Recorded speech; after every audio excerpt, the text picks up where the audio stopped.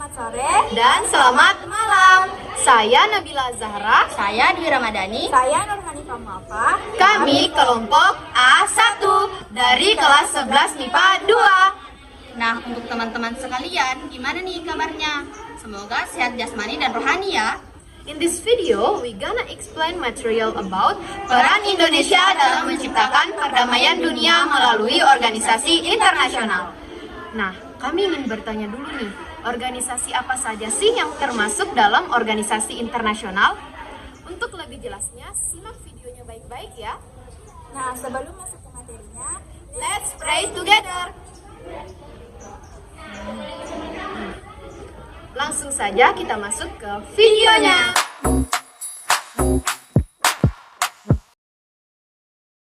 Semuanya masih stay di video ini kan? Saya sebagai pemateri pertama akan menjelaskan tentang PBB dan ASEAN. Yang pertama yang saya akan jelaskan adalah PBB. Ada yang tahu nggak nih apa itu PBB? PBB merupakan singkatan dari Perserikatan Bangsa-Bangsa. PBB merupakan organisasi internasional yang anggotanya hampir dari seluruh negara yang ada di belahan dunia loh. Jadi sangat banyak negara yang tergabung dalam organisasi PBB ini. PBB didirikan pada tanggal 24 Oktober 1945 di San Francisco dan sidang pertamanya dilakukan pada tanggal 10 Januari 1946 di Church House, London. Di sini saya akan menjelaskan 3 terkait PBB. Yang pertama, asas PBB. Yang kedua, tujuan PBB. Dan yang ketiga, peranan Indonesia dalam PBB. Yang pertama, asas PBB. Salah satu asas PBB adalah adanya persamaan derajat dan kedaulatan semua anggota negara. Itu adalah salah satu dari asas PBB. Yang kedua, tujuan PBB. Tujuan didirikannya PBB ini menjadikan pusat kegiatan bangsa-bangsa dalam mencapai kerjasama yang harmonis untuk tujuan PBB.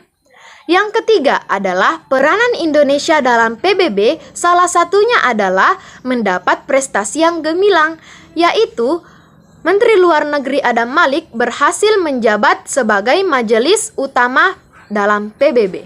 Itulah tadi penjelasan saya tentang PBB. Selanjutnya, saya akan menjelaskan tentang ASEAN. ASEAN adalah singkatan dari Association of South Asian Nations.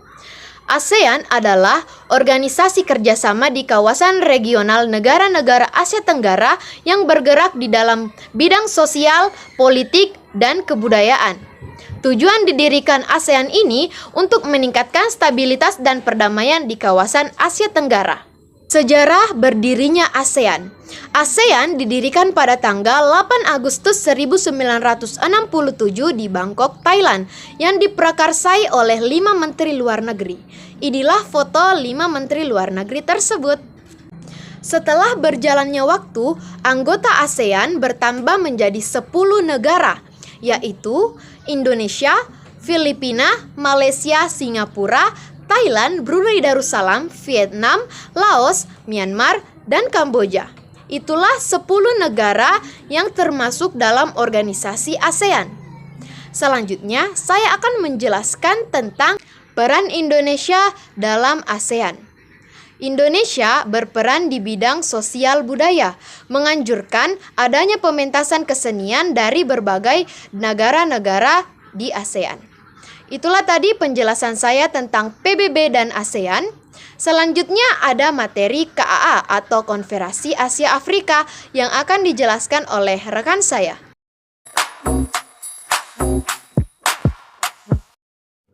Nah, setelah mengetahui peran Indonesia dalam PBB dan ASEAN, selanjutnya kita akan membahas tentang peran Indonesia dalam Konferensi Asia Afrika atau disebut juga KAA. Pertama-tama kita harus mengetahui apa sih itu KAA. Nah, KAA merupakan organisasi untuk menjaga dan mewujudkan perdamaian di seluruh dunia. Yang pertama yang akan kita bahas yaitu latar belakang dari organisasi KAA. Setelah berakhirnya Perang Dunia Kedua, negara-negara di kawasan Asia Afrika berusaha untuk memperoleh, merebut, dan mempertahankan kemerdekaan. Indonesia merupakan salah satu negara yang baru merdeka pada saat itu dan mengeluarkan suatu gagasan untuk mendirikan organisasi Konferensi Asia Afrika. Selanjutnya yaitu pelaksanaan KAA.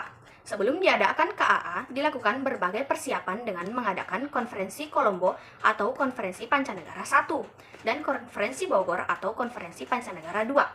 Nah, Konferensi Kolombo ini dilaksanakan pada tanggal 28 April 1954 yang dihadiri oleh beberapa tokoh terkenal yaitu Perdana Menteri Uno dari Bima, Perdana Menteri Muhammad Ali Jinnah dari Pakistan, Perdana Menteri Sir John Kotelawala dari Sri Lanka, dan Perdana Menteri Ali Sastro Midjojo dari Indonesia. Nah, untuk keputusan yang telah dihasilkan dari konferensi Kolombo tersebut ialah Indochina harus segera dimerdekakan dari tangan penjajahan negara Prancis. Yang kedua yaitu konferensi Bogor. Nah, konferensi ini dilaksanakan pada tanggal 28 Desember 1954.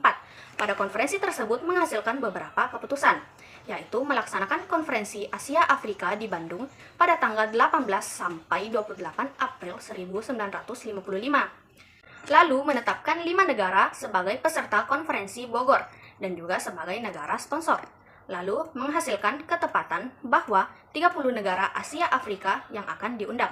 Nah, selanjutnya yaitu tujuan KAA. Beberapa tujuan KAA ialah melakukan peninjauan pada kedudukan Asia, Afrika, dan rakyatnya serta memberikan berbagai sumbangan yang bertujuan untuk meningkatkan kerjasama internasional dan perdamaian dunia. Nah, untuk tujuan selanjutnya yaitu mempertimbangkan berbagai bentuk masalah-masalah tentang kepentingan dari bangsa-bangsa Asia Afrika, seperti yang menyangkut pada kedaulatan nasional dan kolonialisme, serta rasionalisme. Nah, poin selanjutnya yang akan kita bahas yaitu hasil dari KAA. Beberapa hasil dari konferensi KAA yaitu memajukan dalam berbagai bentuk kerjasama di bidang ekonomi, sosial, dan kebudayaan yang dilakukan oleh negara di kawasan Asia Afrika. Yang kedua yaitu menyerukan kemerdekaan di negara Tunisia, Maroko, dan Aljazair dari penjajahan negara Prancis. Selain dari hasil tersebut, dalam KAA juga menghasilkan Dasar-Sila Bandung, atau disebut juga dengan Bandung Declaration, yang berisi 10 dasar atau prinsip, yaitu hak-hak dasar manusia dan tujuan-tujuan serta asas-asas dalam piagam PBB.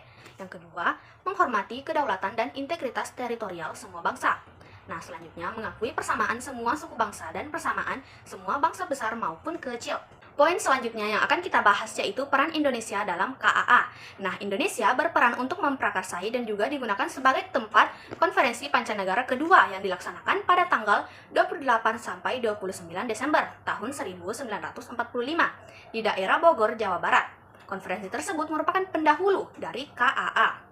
Nah, peran yang kedua yaitu Indonesia berperan aktif dalam memprakarsai dan sebagai tempat penyelenggara KAA yang dilaksanakan pada tanggal 18 sampai 24 Desember 1955 di Gedung Merdeka Bandung, Jawa Barat. Selanjutnya kita akan membahas tentang arti penting dari KAA. Beberapa arti penting dari terselenggaranya KAA yaitu memberikan sebuah harapan bagi kemerdekaan negara yang masih mengalami penjajahan yang kedua. Lalu, nilai-nilai yang berada dalam Dasar-Sila Bandung mulai diakui oleh negara-negara di dunia. Hal tersebut dikarenakan mampu untuk meredakan ketegangan dunia.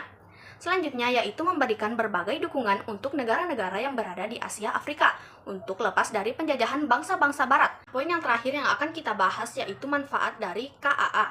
Manfaat pelaksanaan KAA dari berbagai pihak yaitu yang pertama bagi Indonesia. Manfaat KAA bagi Indonesia misalnya munculnya suatu perjuangan yang bertujuan untuk mengembalikan Irian Barat ke pangkuan negara Indonesia mendapat dukungan dari berbagai negara-negara yang ada di kawasan Asia Afrika. Lalu manfaat yang kedua yaitu politik luar negeri dari negara Indonesia bebas aktif yang mulai diikuti dan dijalankan oleh negara-negara yang tidak masuk anggota blok Barat dan blok Timur. Lalu bagi negara Asia Afrika manfaat KAA ialah perjuangan yang dilakukan oleh bangsa-bangsa yang berada di kawasan Asia Afrika yang bertujuan untuk memperoleh kemerdekaan makin meningkat. Lalu, kedudukan dari bangsa-bangsa di kawasan Asia Afrika mulai diperhitungkan dalam percaturan politik dunia. Dan yang terakhir yaitu meningkatnya berbagai bentuk kerjasama yang dilakukan antar negara Asia Afrika dalam bidang sosial, budaya, serta ekonomi. Nah, selanjutnya yaitu pihak yang terakhir bagi dunia. Bagi dunia, manfaat KAA ialah berkurangnya ketegangan dunia politis rasialis atau yang disebut dengan diskriminasi warna kulit mulai berkurang dan negara-negara penjajah mulai melepaskan semua daerah penjajahannya. Nah, setelah teman-teman mengetahui tentang KAA dan peran Indonesia dalam organisasi tersebut, untuk organisasi internasional selanjutnya akan dibahas di materi ketiga. Selanjutnya, saya akan menjelaskan peran Indonesia dalam gerakan non-blok atau GNB. Ada yang tahu tidak gerakan non-blok itu apa? Nah, gerakan non-blok merupakan salah satu gerakan yang tidak memihak salah satu blok, baik blok barat atau liberalisme, ataupun blok timur atau komunisme. Nah, yang pertama, sejarah berdirinya gerakan non-blok. Kedua blok ini, blok barat dan blok timur, muncul sebagai dua kekuatan besar pasukan Perang Dunia II, yang dimana blok barat dipimpin oleh Amerika Serikat dan blok timur dipimpin oleh Uni Soviet. Keduanya merupakan ancaman serius bagi perdamaian. Sebagai solusinya, muncullah yang namanya gerakan non-blok ini atau GNB. Pendahulu bagi berdirinya gerakan non-blok ini adalah KAA yang sudah dijelaskan sebelumnya. Nah, adapun tujuan gerakan non-blok. Yang pertama, mengembangkan solidaritas antara sesama negara berkembang dalam mencapai persamaan, kemakmuran, dan kemerdekaan. Kemudian, yang kedua, turut serta meredakan ketegangan dunia akibat perseteruan antara blok barat dan blok timur. Dan yang ketiga, berusaha membendung pengaruh buruk baik dari blok barat dan blok timur. Nah, yang kedua, perkembangan GNB dan peran Indonesia. Yang pertama dulu, perkembangan GNB. Untuk mengembangkan GNB, pemerintah Indonesia memonopoli kerjasama teknis di GNB. Yang pertama, pelatihan tenaga kesehatan dan keluarga berencana. Yang kedua, studi banding para petugas pertanian.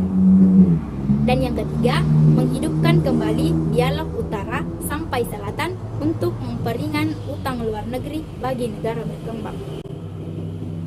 Nah, yang kedua, peran Indonesia dalam GNB. Organisasi ini dinilai Indonesia mampu mendukung upaya Indonesia untuk berperan aktif untuk mewujudkan perdamaian dunia. Nah, Indonesia sangat berperan penting bagi GNB karena Presiden Soekarno merupakan wakil Indonesia dalam pembentukan GNB ini. Adapun peran yang lain, silahkan baca di sini. Nah, itulah tadi materi yang telah kami jelaskan. Sudah terjawab kan pertanyaan yang kami berikan di awal video? Jika ada yang belum jelas, silahkan bertanya. Kalau bertanya, tetap jalan. Dina membawa bonsai, lalu duduk makan stroberi. Semua telah usai. Saatnya kami undur diri. Wassalamualaikum warahmatullahi wabarakatuh. You got me looking for attention.